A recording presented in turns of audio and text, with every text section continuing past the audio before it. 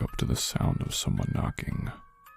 3 slow, deliberate thuds on my back door. The blizzard had been raging for hours, snow piling high against the windows, sealing me inside. No one should have been out there.